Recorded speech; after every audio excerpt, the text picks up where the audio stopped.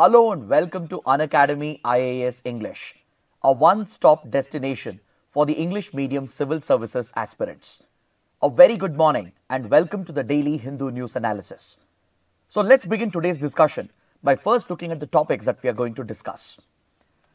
From the Delhi edition of the Hindu, I have taken 10 important articles for a detailed analysis of today's The Hindu newspaper.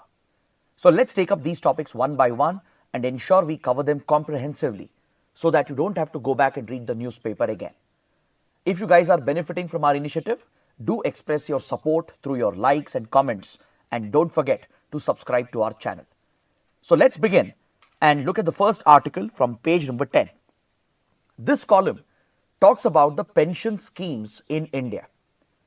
Over the last 2 decades, India has experimented with at least 3 different pension schemes, including the OPS, the NPS, and the recently proposed UPS.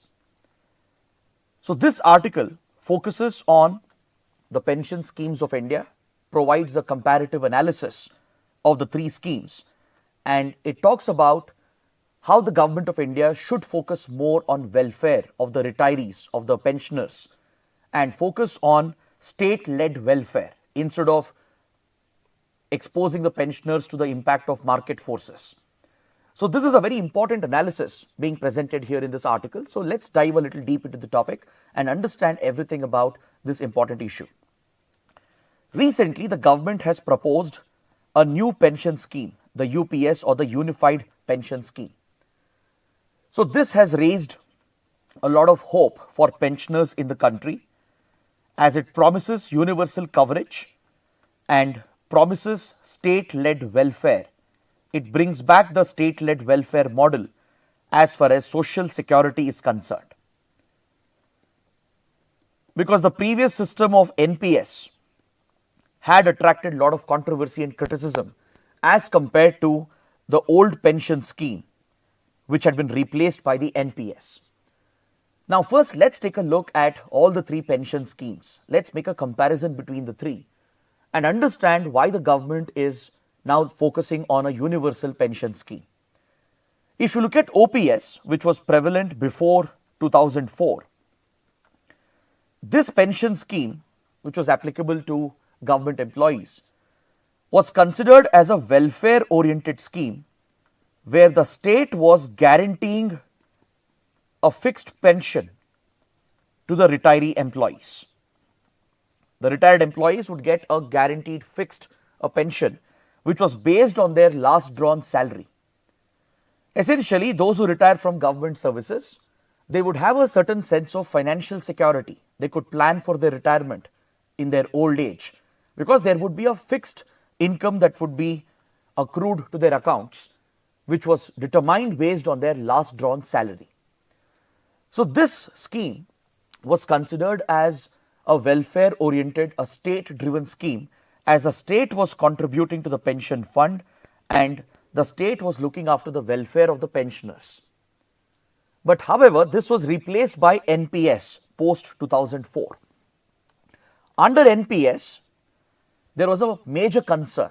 It was criticized that the state was taking a back step from providing for pensions and allowing market forces to play a bigger role with regard to pensions. If you look at the new pension scheme that was brought out post 2004, if you look at the contribution into the pension fund, there was a shared contribution provided by the state and as well as by the employee. The employee during their years of service would be making a contribution to a pension fund. The government would also make a contribution. But the problem was this pension fund would in turn invest in market instruments, in the financial markets, which as you know is subject to market risk. I'm sure all of you would have seen these ads of mutual funds where at the end they read out the risks associated with the fluctuations and volatility in the market and how this could affect your returns and your investment. So this pension scheme was entirely dependent on market performance, and hence pensioners would not have a guarantee regarding the pension amount. Eventually after their retirement, even after contributing to the fund, there is no guarantee which affects their financial stability. they would be exposed to the market forces, and the state's involvement was reduced, which was seen as a neoliberal approach. If you look at economic policies and public administration policies around the world, over the last 3 decades, especially from 1990s to let's say around 2010, the global policy shifted towards neoliberalism, where the argument was that the state should play a minimal role in welfare. Under neoliberalism, the thought is that the state should take a back seat, allow the market forces to take over, and the state should only act as an enabler, act as a catalyst. The state should step out of welfare and allow market forces to provide for public welfare. Traditionally, it was the other way around. Traditionally, it was state which was supposed to look after public welfare, which includes social security. But as the world transitioned towards neoliberal thought in public administration and in economic policies, states in general took a backseat around the world, only acting as an enabler or a catalyst and allowing market forces to take over. This generally was seen against the spirit of welfare. It was seen to be against the well-being of the vulnerable and weaker sections, as market forces don't really consider the social aspects of welfare. Market forces which are driven by the profit motive, which are determined by the supply-demand conditions in the market, right? They don't really pay attention to the social causes and they won't pay attention to the vulnerable and the weaker sections. But this had been the general trend seen around the world over the last 2-3 decades, and in India as well, economic policies had taken a turn towards neoliberalism, which led to the introduction of a pension scheme such as NPS that replaced the OPS. So this was a pension scheme linked to market factors. Market performance would determine the eventual returns and the actual pension that would be delivered to the retired employee. So this brought a sense of financial insecurity. Previously under OPS, retired employees, they had a sense of guarantee because they knew that this would be a fixed pension that they would get. Based on their last drawn salary, there was a standard formula. After the basic tax deduction, they would get a fixed pension income in their account, giving them financial security and stability. But under NPS, this financial stability of retired employees was threatened. That is why there was a lot of opposition against NPS. But government justified the scheme by stating that this is more financially prudent, that this could bring better returns to the pensioners when the market performs better, and it could reduce the burden on the state, thus saving the expenditure of the state. So the government had an argument in favor of neoliberalism that it would reduce government expenses and even deliver better benefits to the pensioners when the market performs better. But what if the markets took a downturn? Given the volatility in the markets, pensioners were always concerned that NPS will not give the promised returns. So this had led to a big controversy between OPS and NPS, where demands were being made to return back to the OPS, and several states made an attempt to bring back OPS in the place of NPS. So this is where the Modi government has brought out a new scheme, proposed a new pension scheme, the UPS, the Unified Pension Scheme. This essentially proposes for a universal pension scheme. It proposes a universal coverage guaranteeing welfare to the pensioners, again with the direct involvement of the state. So this model, if you compare the UPS model with OPS and NPS, you can say that the UPS model is more of a hybrid model. It's like a mix of OPS and NPS. It brings the state involvement back into pensioners' welfare while continuing the market determined returns of NPS. So that is why experts feel that UPS is more of a hybrid compared to OPS and NPS. And according to the writer, this return of the state back to pensioner welfare marks the retreat of neoliberalism, which is a global trend being seen around the world. In fact, in the last 15 years, the world has seen plenty of crisis situations. In 2008, we had the global financial crisis that pushed the global economy into a recession. And recently, we had the COVID-19 pandemic.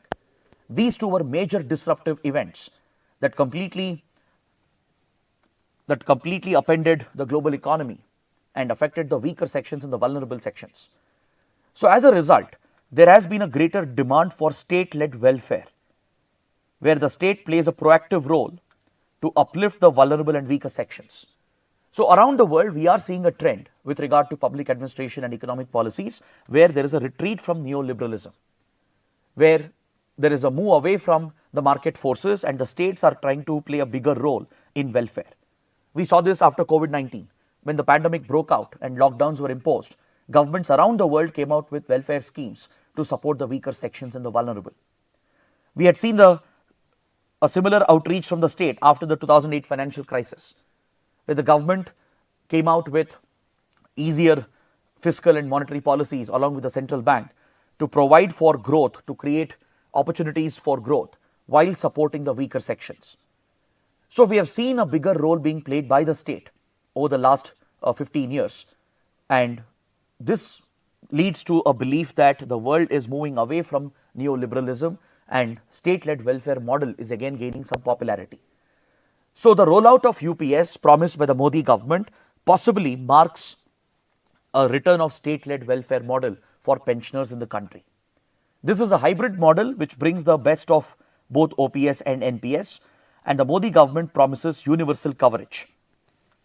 The biggest highlight of UPS is that the promise is to have universal coverage to cover as many pensioners as possible. And it provides for state-led returns.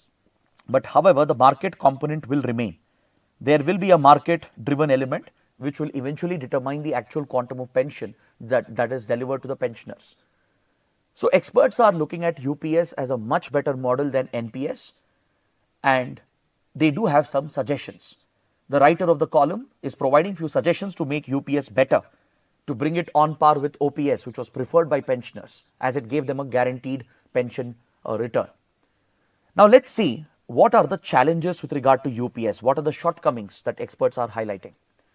See, one big shortcoming with UPS is that it is limited to central government employees. As per the current proposal, the coverage will extend only to union government employees, thus leaving out other public sector employees such as teachers. And it doesn't account for the informal sector. In a country like India, a large number of our working age population are working in the informal sector, where there is no social security, no pension, no insurance, no provident fund. So a scheme like UPS, which claims to be a universal scheme, should have covered informal workers as well, and even state government employees and all public sector employees. But by restricting it only to union government employees, the government has fallen short on the promise. So this is a rectification which can be done. And also there is a condition: to be eligible for UPS pension, you should have clocked in a minimum 25 years of government service. Now this could become a disadvantage to those who join the service later. Generally, those who join the government services later come from OBCs or SC/ST community, the backward classes. And as they join the service late, they may not be able to clock in 25 years of service, thus making them ineligible for the benefits of UPS. So this eligibility requirement creates a disadvantage for those who enter government services at a later point in time. And also there is a possibility of government underfunding the scheme.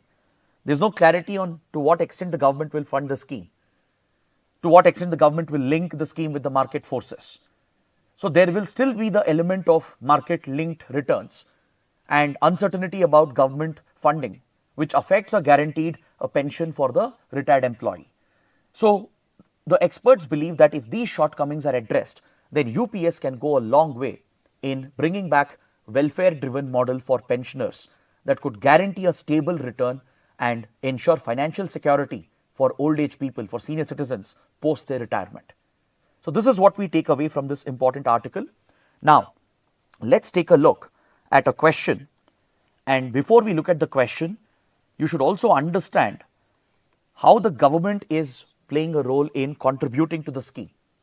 The government definitely is making an attempt to broaden the coverage to ensure that some guaranteed pension is credited to the pensioners, right? Of course, it has led to this debate between state driven welfare and market driven welfare. right? So that is why the state is trying to play a bigger role compared to the NPS scheme, and that's the reason why I compared it with OPS and NPS as a hybrid model. It draws on the features of both OPS and NPS partly. Now, what kind of question can be asked from this topic? Let's take a look. With the retreat of neoliberalism and return of welfareism worldwide, India's proposed UPS, Unified Pension Scheme, should ensure that retirees are supported by a robust welfare system critically examined. So the question here begins with a statement about the trend in public administration and global economy, where we are seeing a possible retreat from neoliberalism and a return back towards state-led welfare model. So your answer when you begin in the introduction should focus on this retreat from neoliberalism to a welfare model. Instead of directly talking about the pension schemes, in the introduction you can discuss how from 1990s especially, when new public management became the norm, states believed that they should play a minimal role in welfare. They should only act as a catalyst and an enabler and allow market forces to take over public services. But eventually there has been a realization after these shock events like 2008 financial crisis, COVID-19 pandemic.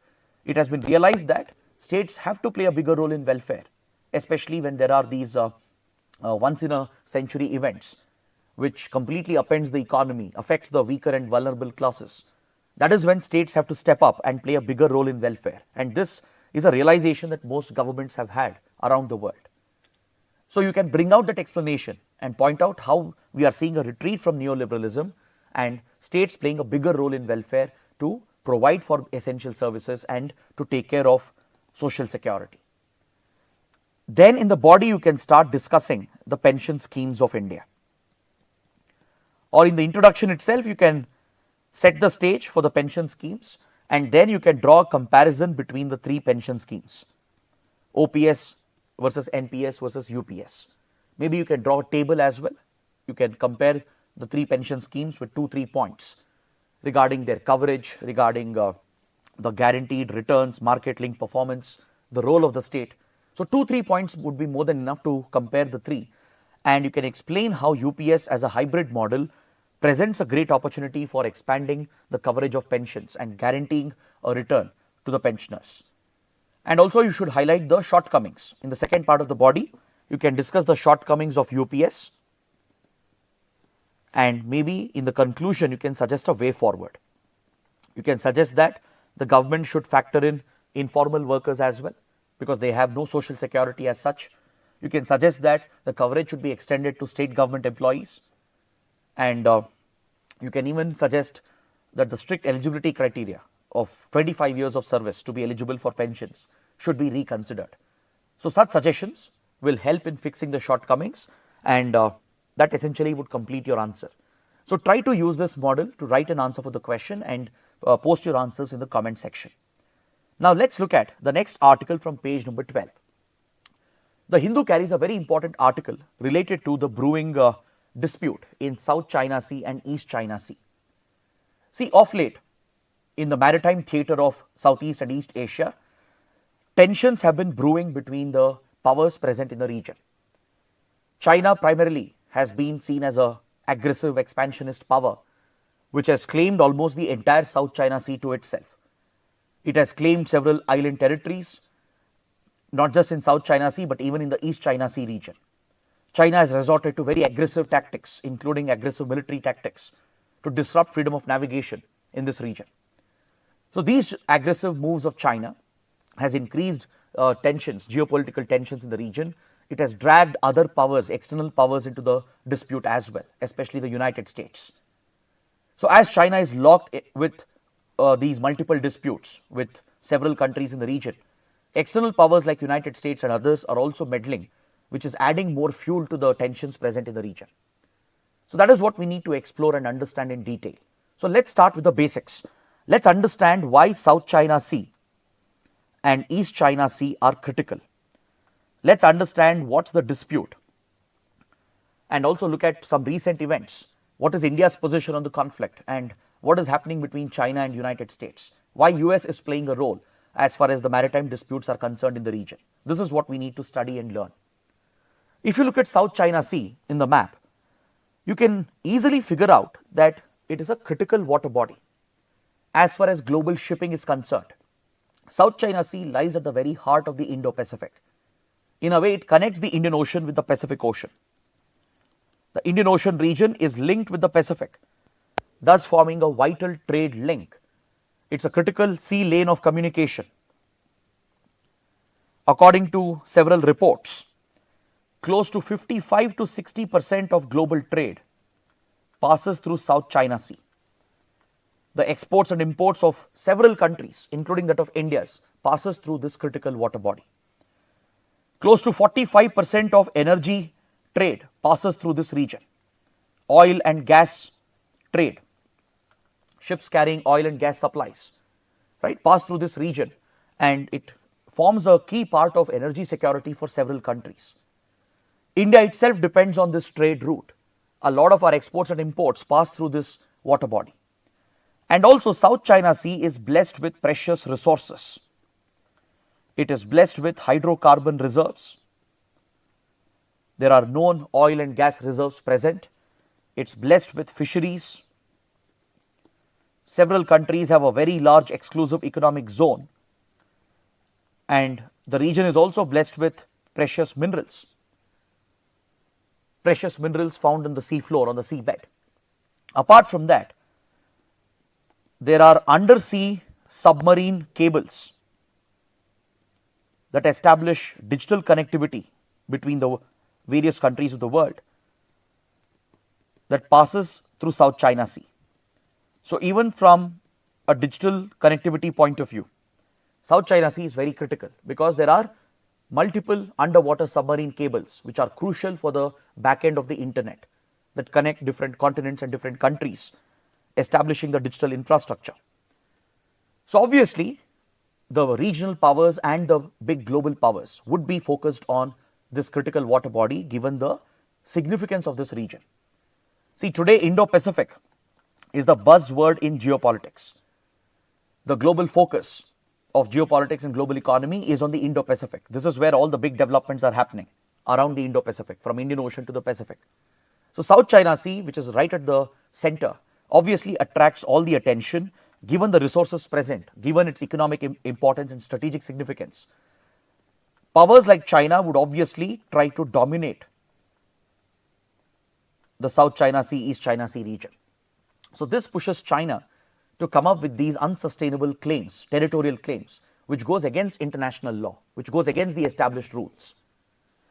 See, by relying on outdated historical claims that centuries ago Chinese empires dominated the South China Sea, China today has drawn a so-called 9-dash line.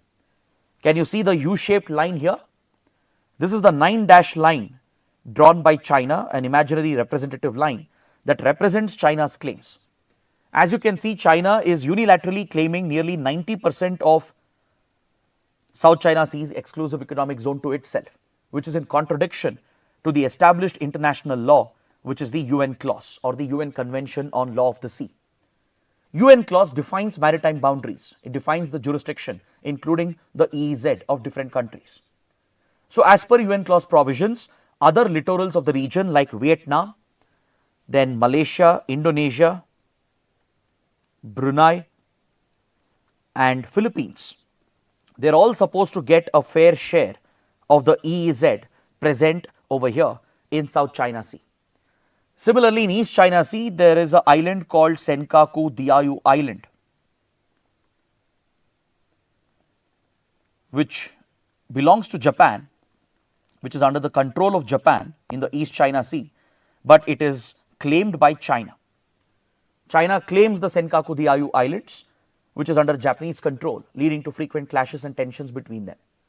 Taiwan obviously becomes a party to it, given the China-Taiwan dispute, the PRC-Taiwan dispute. And China has drawn this so-called 9-dash line, which represents China's unilateral claims based on historical records, which has no place in international law. It goes against UN clause provisions, and it is claiming several islands and most of the EEZ around it, which violates the territorial rights and jurisdiction of other countries like Vietnam, Brunei, Malaysia, Indonesia, and especially Philippines. Can you see the Paracel group of islands over here?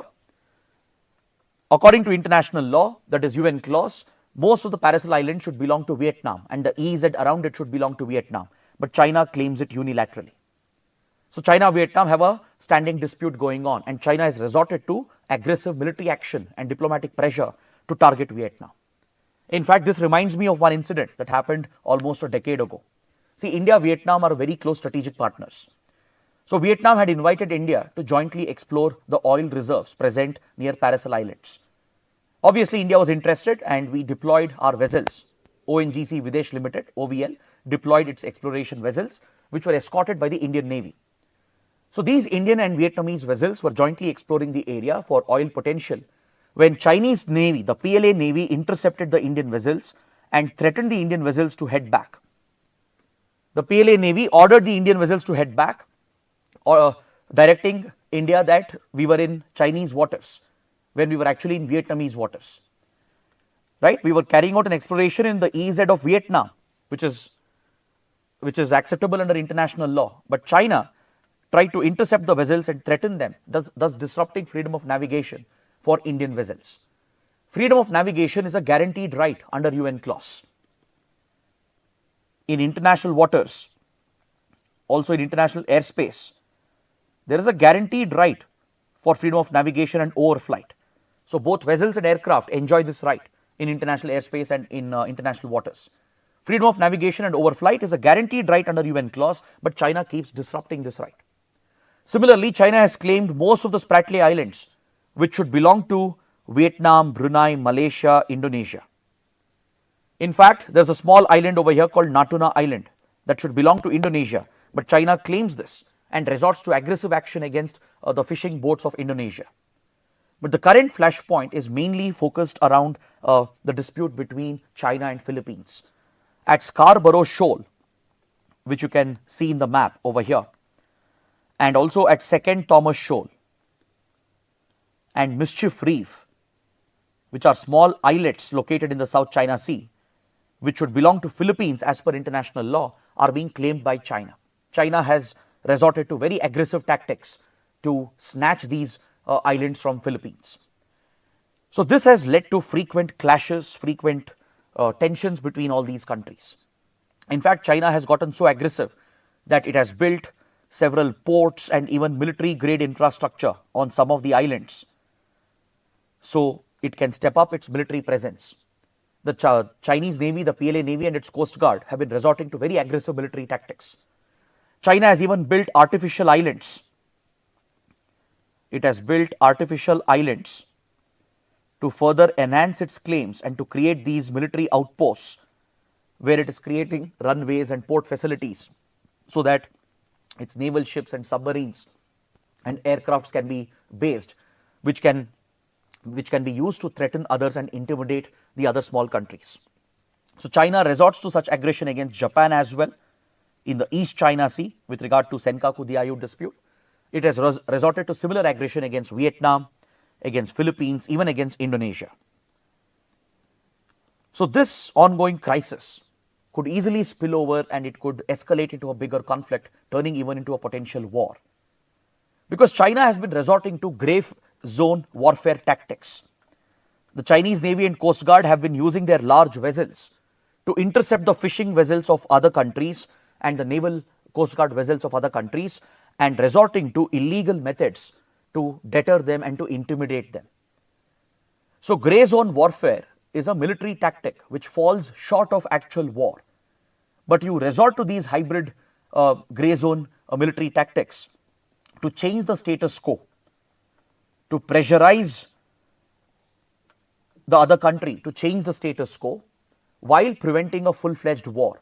It just falls short of actual warfare tactics but resorts to these hybrid tactics. For example, Chinese vessels, they deliberately collide with the foreign fishing vessels and the naval vessels of the other country. They carry out a deliberate collision, or they use water cannons, as you can see in the image. They even open fire sometimes, causing minimal damage. So like this, China has even sunk a few fishing boats and vessels of other countries.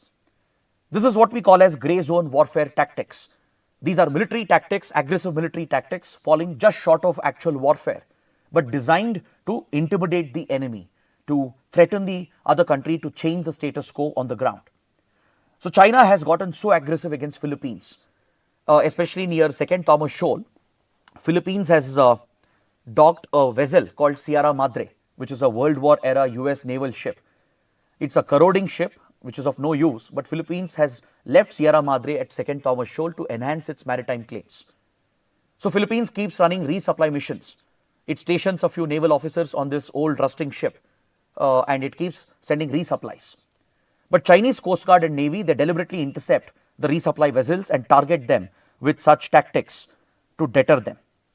So this aggressive military action of China could easily escalate. There could be a miscommunication or a wrong step taken by the other side, which could easily escalate the crisis into a bigger conflict, even turning into a potential war. In fact, Philippines had dragged China to the Permanent Court of Arbitration over the dispute back in 2016. Philippines had filed a case against China, accusing China of breaching UN clause provisions. This was with regard to the Scarborough Shoal dispute. So this dispute was taken for international arbitration at the PCA, which is headquartered at The Hague in Netherlands, as per the dispute resolution process laid out under UN clause. So in this arbitration process, PCA gave an award in favor of Philippines. It recognized the territorial rights of Philippines as per UN clause provisions and criticized China for breaking down international rules, for violating UN clause. The PCA ordered China to give up its claims over Scarborough Shoal, and it even suggested that China should follow India, because in 2014, India had peacefully resolved a maritime dispute with Bangladesh over the New Moor Island. India-Bangladesh had a dispute as well. But since India-Bangladesh were very good friends when we had Sheikh Hasina government in power, we didn't want this minor issue to turn into a bigger dispute that would affect our relationship. So both India-Bangladesh had mutually approached the PCA, and PCA ruled in favor of Bangladesh. While India got to retain the New Moor Island, but we had to transfer a large part of our EEZ to Bangladesh. And India gracefully accepted the award and even transferred a part of our EEZ to Bangladesh. That shows how India respected international law, how India abided by the rules-based order. So when a similar case came up 2 years later in 2016 between China and Philippines, PCA cited India as a model, India as an example as to how big powers have to behave, and asked China to follow the order. But as you can guess, China rejected the award of PCA. China said these orders are not binding. It rejected the ruling and it has continued its claims over Scarborough Shoal. So this shows Chinese aggression and its disrespect of international law and the rules that have been set up. So these Chinese actions that disrupt freedom of navigation and overflight has destabilized the region, and it affects the free and open nature of the Indo-Pacific. Most countries like India, Japan and others, which are interested countries in the region, they want to ensure Indo-Pacific is free and open. It should be free for navigation, open for navigation and exploration. But China keeps restricting those rights, which are guaranteed rights under international law. That is why China is seen as a rule breaker, a violator of international law. Now, United States gets involved in this. The United States says that it wants to stabilize the region, it wants to counter China. But in the name of countering China, the US is actually adding more fuel to the fire. But before we discuss the role of the US, I want you to understand how the affected countries have recently shifted their defense posture because of the Chinese aggression. All the affected countries have become more aggressive with regard to their defense modernization, be it Japan or Vietnam, even Taiwan, which is facing increasing threats from PRC, South Korea as well, Philippines, then of course Malaysia and even Brunei and Indonesia. All the affected countries are adopting aggressive military postures, strengthening their militaries, their navies especially, to be able to deter China if the need arises. Japan, for example, which was always committed to its pacifist constitution, right? Japan is committed not to even raise offensive armed forces. It only has self-defense forces. So this country today is changing its defense posture. Japan has slightly gotten more aggressive when it comes to modernizing its military stepping up its capabilities, and it's working with countries like United States, Australia, and even India to strengthen its defense posture in the Indo-Pacific. These 4 countries have even formed an informal group called the Quad, the Quadrilateral Security Dialogue, to counter Chinese aggression and enforce the rules-based order in the Indo-Pacific. The same 4 countries even have a naval exercise, the Malabar naval exercise. Vietnam also has strengthened its defense forces. India, in fact, is a key country that supports Vietnamese armed forces because we have similar military equipment. We both have Soviet Russian origin equipment like Sukhoi 30 fighter jets and Soviet or Russian origin naval ships and submarines. So India plays a role in training Vietnamese armed forces, and Vietnam also is strengthening its offensive posture. Taiwan, which faces increased threats from China in the Taiwan Strait. Repeatedly, Chinese aircrafts, Chinese vessels are breaching Taiwan's red lines. They are deliberately carrying out incursions. China even threatens a full-fledged invasion to Taiwan, to occupy Taiwan as well, right, as per its one China principle. So these incursions have increased tensions, and Taiwan has been working with United States as US gives defense supplies to Taiwan. South Korea also has a defense guarantee from the US. In fact, the role of US becomes evident here. See, US has a treaty with Japan, with Taiwan, and even South Korea, and even with Philippines to come to their defense if they face a threat. Especially for Japan, South Korea, and Philippines, the US is a guarantor of security. These agreements date back to the post-World War period, where US has promised to come to their support and defense and station troops and weapons as well. Recently, the US has brought advanced missiles and stationed them in Philippines. US has a major military presence in South Korea and Japan. These countries have formed a minilateral group called the Squad. US, Philippines, and South Korea, Japan have formed a minilateral called the Squad. So defense relations are a priority for them, and US Navy is constantly deployed in the region. US military engagement has gone up. Similarly, other countries are also showing an aggressive posture. Philippines, for example, is not only working with US and conducting naval exercises, it has recently procured the BrahMos cruise missile from India. India has taken a very bold step under its Act East policy to arm Philippines with the BrahMos, the world's fastest and most accurate cruise missile, which can be used effectively to target sea-based targets and shore-based targets. So this could be a deterrent against Chinese Navy and Coast Guard and their aggression. Obviously, China will see this as India's interference in its backyard. So this is how things have developed, but you need to focus on the role of United States. The US claims it is trying to stabilize the region. The US claims it's only guaranteeing security to the smaller countries and weaker powers which are being threatened by China in order to counter China. But in the name of countering China, the US is only instigating more tensions, adding fuel to the fire. The US has stepped up its military engagement, as I mentioned, especially with Japan, South Korea, Philippines, even with Taiwan. These are repeated and deliberate acts of provocation that US has been carrying out. US naval ships have passed through Taiwan Strait, which is a red line for China. US senior officials have visited Taiwan and even supplied military equipment to Taiwan.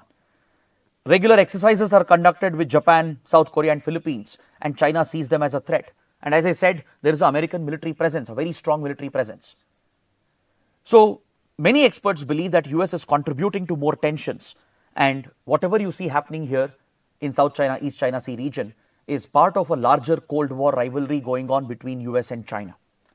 This is being seen as Cold War 2.0 being played out between the two major powers, US and China. And these small countries are the victims of this big game rivalry between the great powers of the world. So that is what we take away and learn from this important article. Now please take up this question, this straightforward question related to the dispute. In last few years, maritime Southeast and East Asia has become an arena for intensified power politics. Comment. So you can start out your answer by pointing out China's claims in South China Sea, East China Sea. Maybe you can draw a rough map to depict the 9-dash line of China. Depict Paracel Islands, Spratly Islands, and Scarborough Shoal and Senkaku Diaoyu Islands. point out which countries are locked in the dispute, and then discuss the larger geopolitical consequences. In the body, you can explain the significance of South China Sea, why countries are interested here, talk about the Cold War rivalry going on between US and China, how US is adding more fuel to the fire. You can mention India's interests as well, how India is playing a role, right? Not just in arming some countries, but also in stabilizing the region. And finally, conclude the answer by urging for peace and stability, by mentioning that other countries should put pressure on China to ensure China doesn't break down the rules-based order. So, in order to avoid a full-fledged conflict or a war, which seems very likely, diplomacy has to take over, and you can suggest that international law needs to be respected, it needs to be enforced. Countries like China need to follow and respect them. You can even suggest that US should stop adding fuel to the fire and should play a more positive role instead of instigating and provocating China. So that would basically make up for a good answer. So let's see how many of you can write this answer, and please post the answers in the comment section. Now let's look at a few smaller articles that are relevant for both prelims and mains. On the front page itself, we have an article related to a decision of the Supreme Court. The Supreme Court has granted bail to a former minister of Tamil Nadu government who had been charged under the provisions of PMLA and UAPA. A former minister of the Tamil Nadu government was accused of money laundering and financial irregularities, and was charged under the provisions of Prevention of Money Laundering Act and also under certain provisions of UAPA, Unlawful Activities Prevention Act. Now, these two laws are very stringent laws. The PMLA mainly tackles money laundering. We implement the FATF global standards to combat money laundering through this particular law. It declares money laundering as a criminal offence and empowers the Enforcement Directorate and provides tremendous powers to the ED to crack down on those who are involved in money laundering offences. In fact, under the law, the burden of proof is on the accused. The accused has to prove their innocence. So this gives tremendous leverage for ED when investigating money laundering cases. And also, all the assets, the proceeds of money laundering can be confiscated and frozen by the Enforcement Directorate. The ED can even carry out raids and arrests without warrants in certain cases. So such stringent provisions are present under PMLA. Similarly, UAPA, which is our primary law against terrorism, also contains some very stringent provisions, including provisions against terrorist financing. Now, under these two laws, if one is accused, it has become almost impossible to get bail. See, generally, in criminal justice, it is believed that bail should be the norm. Jail is only an exception. When a case is still in the pre-trial phase, or when the charges are yet to be filed, when the investigation is yet to be completed, the accused cannot be allowed to rot in jail and allowed to serve a jail term even before the actual guilt is proven in the court and punishment is delivered by the court. So this derails the very concept of justice. It goes against constitutional rights and fundamental rights guaranteed under Article 21. So that's why in criminal justice system, it's generally said that bail should be the norm. Once an accused is held and charges are filed, as investigations continue and as the pre-trial phase goes on, right, even during the trial, generally the accused should be granted a bail unless and until it's a very, very serious offense. If it's a heinous crime, or if the accused poses an immediate threat to the society, only in such cases bail has to be denied. But generally the norm should be that bail should be granted. But under the provisions of PMLA UAPA, the provisions are so strict that courts refuse to grant bail, especially lower courts. The special courts which are set up to deal with anti-terror, anti-money laundering cases, the session courts and the lower courts, right, they go by the strict provisions of these laws and they deny bail. And as a result, the accused end up spending months and years in jail, even when they are still in trial, even when their guilt has not been proven, even when their punishment has not been delivered by the court. So this is a miscarriage of justice, and the Supreme Court has intervened. In this case, the Supreme Court has pointed out that bail should be the norm. That should not be an exception. Jail is an exception. So keeping the accused or pre-trials in jail for prolonged periods and denying them bail under these provisions amounts to violation of Article 21 and fundamental rights. So Supreme Court has ordered the authorities not to misuse the provisions. It has directed the ED and lower courts to ensure that under the provisions of section 43D of UAPA and section 45 of PMLA, bail should be granted as the norm. Bail should be granted to the accused. Jail should only be an exception under exceptional circumstances. So that is what we take away from this important development. Next, on page number 4, we have another topic related to polity and Indian internal security. This is related to the jurisdiction of CBI, the Central Bureau of Investigation. The Karnataka government has withdrawn general consent which had been granted to the CBI. Karnataka Chief Minister Siddaramaiah stands accused of being involved in an act of corruption with regard to a site allotment from the Mysore Urban Development Authority. It's alleged that the Chief Minister and his family members were beneficiaries of a corrupt property allocation. The Chief Minister denies these allegations and opposition is calling for a CBI inquiry. So now the state government, which fears the misuse of CBI by the centre, has withdrawn the general consent which has been given to CBI. So let's understand what is this general consent. The Central Bureau of Investigation, if you look at its history, right, it goes back to the colonial period. It was set up during Second World War as the special police establishment within the War Department to tackle corruption during the World War period. Under the British government, within the War Department, there was massive corruption taking place during wartime. Supplies and material were being diverted. Many officials were corrupt and making money out of this. So to check corruption within the government, especially in the War Department, a special police establishment was set up. Later, it was given a legal backing through the Delhi Special Police Establishment Act. So post-independence, India inherited this law enforcement agency which specialized in tackling government corruption. And in 1960s, it was transformed into the CBI, the Central Bureau of Investigation, which is one of the premier law enforcement agencies in the country. The CBI functions under the Home Ministry, right? But organizationally, it reports to Ministry of Personnel, which comes under the Prime Minister's office. It does take up cases directed by the Home Ministry, but organizationally, it comes under the Ministry of Personnel, Public Grievances and Pensions. This allows the Prime Minister's office and essentially the Prime Minister and the ruling party to exercise a greater degree of control over the CBI. So CBI has not only dealt with corruption cases within the government, its mandate has expanded over the years.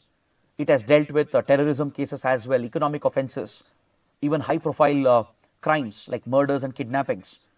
So essentially CBI became a master of none, a jack of all.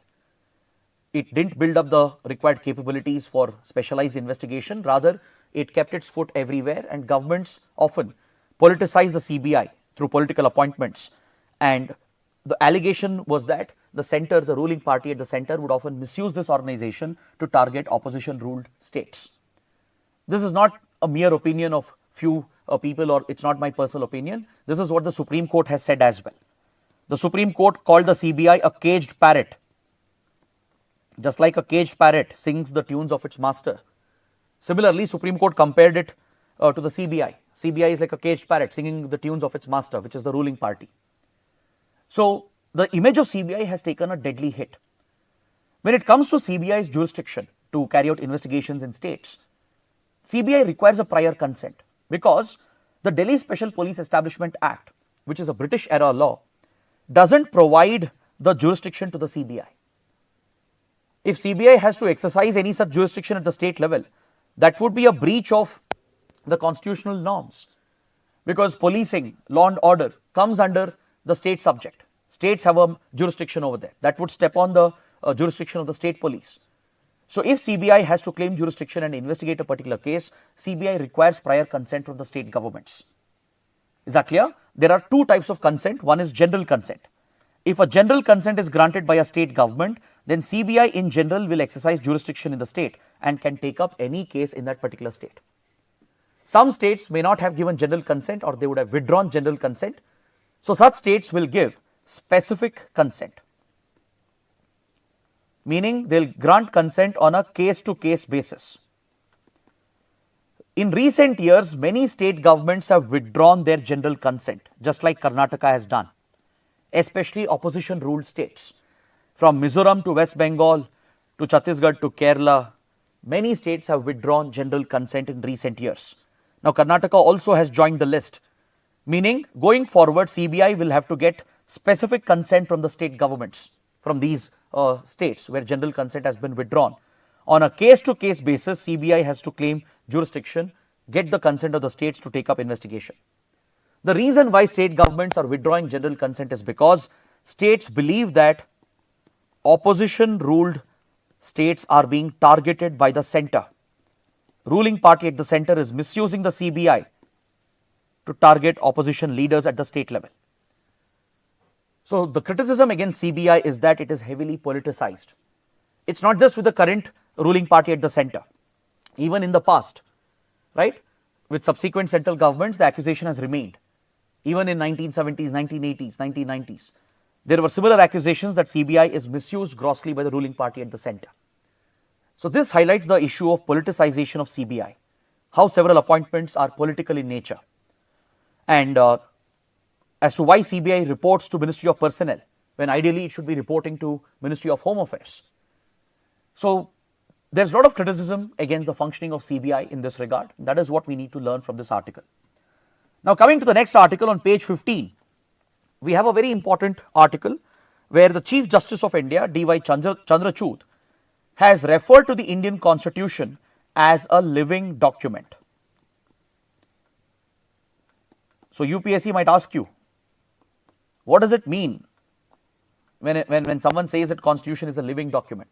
In fact, yesterday Sarmad sir has conducted a detailed session as part of the NCRT fundamental series. You can go and watch the full video on why the Constitution is considered as a living document.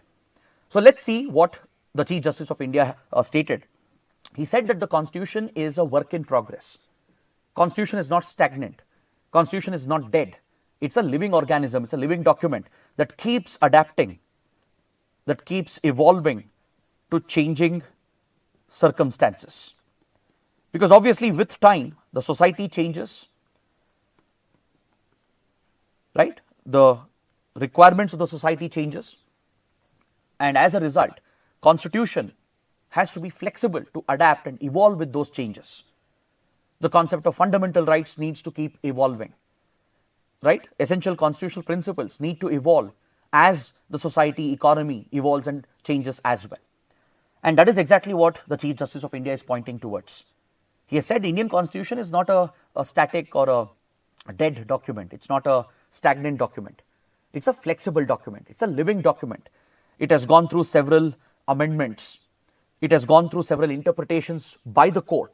For example, if you remember the A.K. Gopalan case, a landmark case, the Supreme Court laid down the principle of due process of law under Article 21. It defined the concept of due process, how the due process of law has to be followed while delivering justice. Then the Keshwan and the Bharti case that established the basic structure doctrine. Right? In the A.K. Gopalan case itself, the court had opined that Parliament cannot misuse constitutional amendment power to undermine fundamental rights. So, these interpretations by the court, for example, declaring right to privacy as a fundamental right under Article 21 in the K.S. Puttaswamy judgment, these rulings of the court, the interpretations of the court and the amendments that have been done through the Parliament, they have allowed the Indian Constitution to evolve, to adapt to changing circumstances. It meets the aspirations of the people, right? So, that is what makes our Constitution flexible. So, that is exactly what the Chief Justice has pointed towards. Now, let us take a quick look at the prelim section before we wrap up the session for today. On the front page itself, we have an important update with regard to the crisis in Lebanon. As you know, Israel has launched a full-fledged war into Lebanon, targeting Hezbollah. After the series of covert attacks through pager explosions and walkie-talkie explosions, Israel has conducted direct airstrikes across Lebanon. Hezbollah has been retaliating against Israel as well. So, as the conflict escalates and there is a clear risk of a full-fledged war breaking out, there is a risk to the Indian nationals who are in Lebanon. See, Indian diaspora is spread out far and wide. In almost every country, you would find a decent and a strong Indian community. In Lebanon, despite all the crisis in the country, because Lebanon has been going through an economic crisis for many years, it's been going through a political and security crisis since many decades. Despite that, you have 3,000 Indians present in Lebanon. Earlier, the number was much higher, especially before 2006. Prior to 2006, the number of Indians in Lebanon was much higher because Indians find job opportunities. Across West Asia, we have more than 10 million Indians residing and working across the West Asian countries. So now the government of India is concerned about the welfare, the well-being, the safety of Indians who are trapped in Lebanon. So it has already issued an advisory urging all the Indians to evacuate immediately. It has urged Indians to avoid any unnecessary travel from India to Lebanon. And more importantly, the government is already making plans for a possible naval evacuation if the need arises. If the situation deteriorates further, India might plan and launch a naval evacuation mission to bring back these Indians to safety. So India has been doing this repeatedly. In fact, we have done one such evacuation mission from Lebanon itself back in 2006. When Israel-Hezbollah war had broken out back in 2006, close to 5,000 Indians were trapped in Lebanon. Indian Navy was deployed under Operation Sukoon to rescue not just the Indian nationals but even other friendly nationals from Nepal, Sri Lanka and other countries. They were all evacuated by the Indian Navy under Operation Sukoon that we carried out back in 2006. So over the decades, India has become a specialist in such emergency evacuations. Right? To plan such evacuations, you need tremendous diplomatic influence, you need logistical support.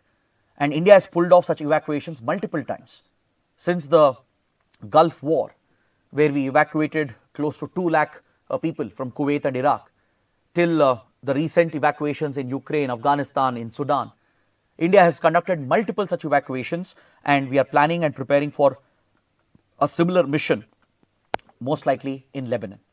So please note that Operation Sukoon, carried out in 2006, was an evacuation mission in Lebanon, where Indian naval ships were diverted from the Suez Canal to rescue the Indians and other nationals who were trapped in the war between Israel and Hezbollah. So we are seeing a repeat of those circumstances, and hence we are preparing for any eventuality. Next, on page 4, we have an article related to an interstate water dispute between Rajasthan and Madhya Pradesh. The Chambal River Basin, it's a shared water resource between Rajasthan and Madhya Pradesh. There are rivers like Parvati, Kali Sindh and the others which are part of the Chambal River Basin. The drainage area, the catchment area extends into Rajasthan, Madhya Pradesh and even parts of UP as well. But especially between Rajasthan and Madhya Pradesh, there was a standing dispute. See, Rajasthan is executing a key project, the Eastern Rajasthan Canal Project. This is to facilitate drinking water in some of the arid, semi-arid regions of Rajasthan by diverting waters from the Chambal Basin. So the previous Congress government in Rajasthan wanted national status to be given to the project and additional funding from the center for the project, but the central government had denied it. So the state government had gone ahead on its own and started the Eastern Rajasthan Canal Project on its own. Recently, Madhya Pradesh had raised an issue about this project of Rajasthan, as it would affect water availability in Madhya Pradesh. Now, both the states have reached an agreement with the mediation of the center. They have signed a tripartite agreement, and they are working on a modified Eastern Rajasthan Canal Project, where the Eastern Rajasthan Canal Project, which has been taken up by the Rajasthan state government, will be interlinked with the other rivers of Chambal Basin, especially Parvati and Kali Sindh rivers, that will meet the water needs of Madhya Pradesh as well. Is that clear? So that is what you need to take away from this article, and you should be familiar with the Chambal Basin, the Chambal River and the tributaries present over here. So please focus on this. You can expect a prelims question here. Next, on page 14, we have an important update coming from United Nations. India participated in the UN Summit of the Future as part of the UN General Assembly Summit that was held a couple of days ago. And India has urged for UNSC reforms, and we have got support from several other countries. India has been pushing for reforms of UN. For many years, we are seeking a permanent seat we want the representation of UNSC to be expanded to ensure that there is greater representation.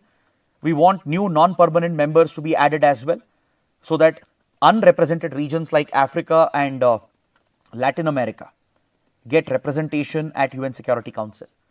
Underrepresented regions like Asia Pacific gets more representation, and even Caribbean. All these regions have absolutely no representation, right? Only if they get elected as a non-permanent member, only then these regions have some representation, or else the P5 countries have cornered all the power within UNSC by misusing their veto power. So India, along with many like-minded countries, have been pushing for UN reforms. So we have formed a group called the G4. India has formed an informal grouping called G4 that includes India, Brazil, Japan and Germany. These four like-minded countries from different regions, from Asia Pacific, from Latin America and Europe, they believe they have a legitimate claim to be added as permanent members to the UNSC. They believe UNSC and the United Nations is stuck in the World War period. Its structure is outdated. They believe UN is ineffective to deal with global issues, to prevent conflicts, because the P5 countries are misusing their veto for their own geopolitical reasons. So they want greater representation for the emerging economies, for the large countries, for unrepresented and underrepresented regions. So G4 is an informal group of India, Japan, Brazil and Germany to push for UNSC reforms. And G4 countries are getting full support from the Global South. The Global South has extended complete support, led by L69 and the C10. So you should know what is L69 and what is C10. That could be important for your prelims. L69 is a grouping of developing countries. India is a member of L69. There are around 32 countries which are part of it. They come from different regions. There are small island states and developing states from the Pacific, Caribbean nations, developing states from Asia, Africa and Latin America. So a group of developing, underdeveloped countries have come together to form L69, and India is a part of it. They raise issues of developing, underdeveloped countries and represent the Global South at United Nations. Then you have the C10, the Committee of 10, which is an Africa-based grouping. The top 8 African economies formed the group after the 2008 financial crisis, along with the Central Bank of West African and Central African states. These are the member countries. It has major African countries like South Africa, Egypt, Algeria, Tanzania, etc. So these are the 10 members from Africa. 8 top economies, right? Nigeria is a major economy. Of course, it excludes Ethiopia, but the other top economies are part of it, with the central banks of West African and Central African states. So this committee represents the interests of African nations. In fact, African Union has adopted declarations such as the Ezulwini Consensus and the Sirte Declaration. Ezulwini Consensus calls for UN reforms. It calls for greater representation for Africa and other underrepresented regions. The Sirte Declaration of Organization of African States, which is a predecessor of African Union, also talks about increased representation for African countries at the global level. So based on these principles of Ezulwini Consensus and Sirte Declaration, the Committee of 10 countries, or C10, they've backed the G4 countries for permanent membership. They are pushing for reforms of the UN. Next, on the same page, we have another important update. India has been elected as a member to the Globe Steering Committee. So this is a big outcome for India. So you need to know what is the Globe network. Globe stands for the Global Operational Network of Anti-Corruption Law Enforcement Authorities. It's an initiative of the G20 group, started in 2021. It was established through the G20. It's a global network of law enforcement agencies which are tackling corruption at the national level. It creates a platform for anti-corruption agencies to work together, to share information, to keep a check on suspicious financial transactions, to counter money laundering, and thus tackle corruption. So India is a party to the Globe network because CBI is our primary anti-corruption law enforcement agency. So now India has been elected as one of the members. It functions as per the provisions of UN Convention Against Corruption, So all UN member states can become a party to the Globe network, and it is supported by the UN Office Against Drugs and Crime. It deals with organized crime, and corruption is closely involved with organized crime, especially money laundering. So to enable law enforcement agencies, anti-corruption agencies around the world to work together, to share information, to tackle cross-border financial transactions and money laundering, this network has been created called the Globe Network, and India has been elected as a member. Is that clear? So that is what you need to note down. Now coming to the last article for today.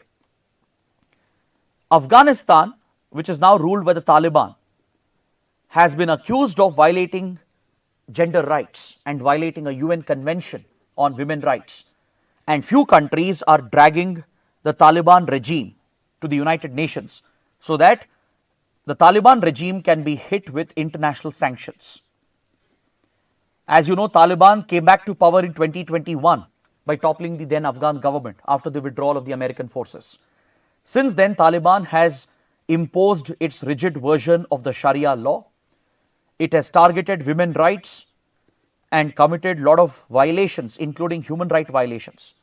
It has not only targeted religious minorities, despite its promise of being a moderate force, but it has specifically targeted women.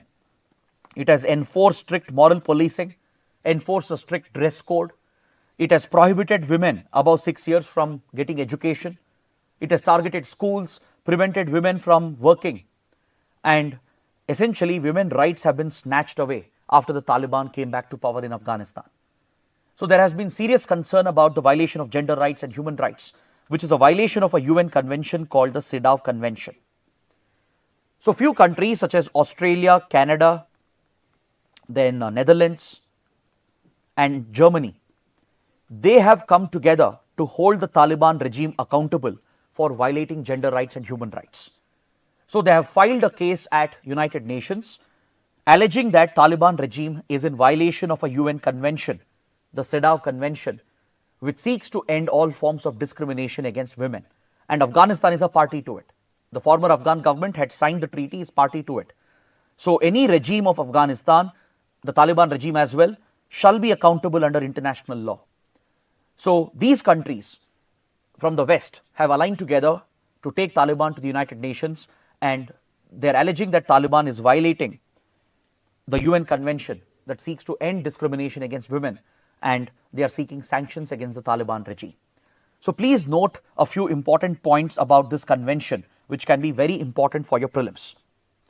The Convention on the Elimination of All Forms of Discrimination Against Women, or CEDAW. It was brought out in 1979, adopted in 1979. More than 189 countries have signed and ratified it, including India. Out of 193 UN member states, 189 have signed and ratified the convention.